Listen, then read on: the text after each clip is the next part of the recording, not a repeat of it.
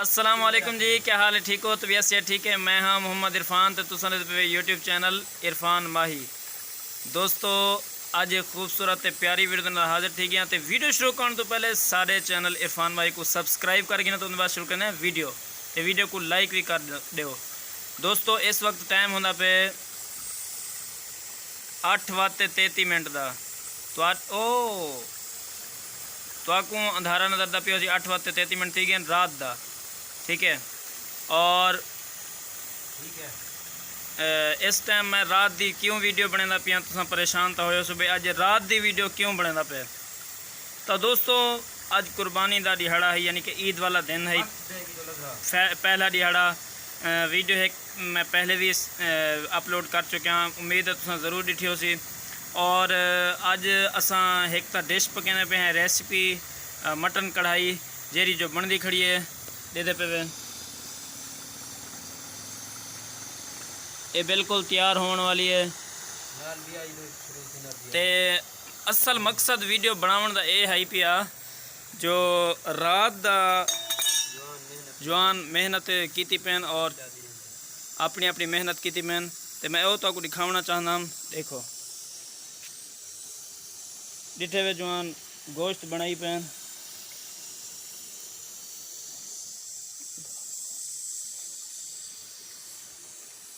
ये जवान सही बने दे पैन गोश्त।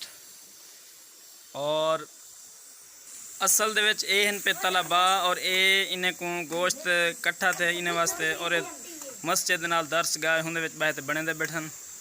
ते असल च इन्हां लोगों का ही हक होंदे पिया क्योंकि ये एक मुस्तहिक होंदन और पूरा साल ये दाल वगैरह ते गुजारा करन, मेहनत करते पढ़दन और हाफिज बनदन, आलिम बनदन और दीन की खिदमत करन।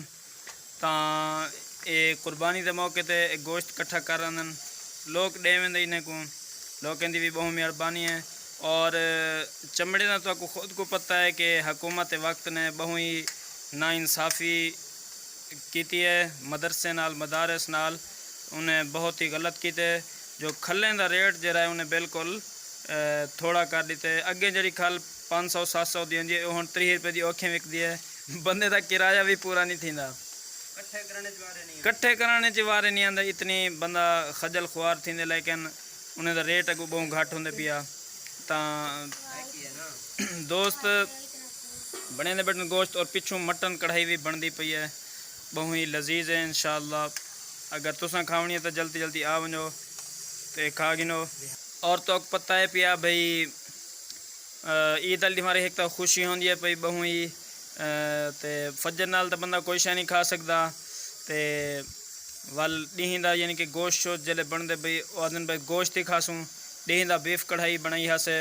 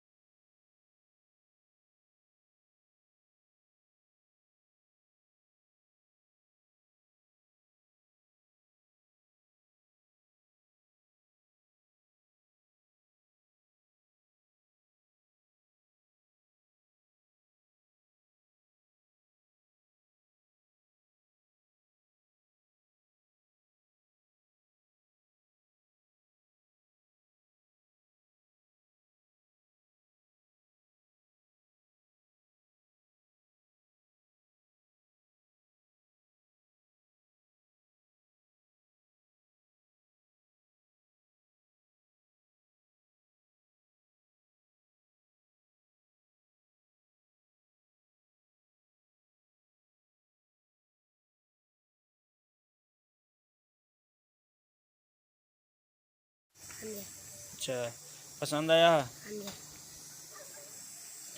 ये सही गोश्त बनवेंदा पे और ये सारे को जरा वड्डा ताले बे पिया। अस्सलाम वालेकुम। वालेकुम सलाम। क्या हाल है? सही ठीक हो?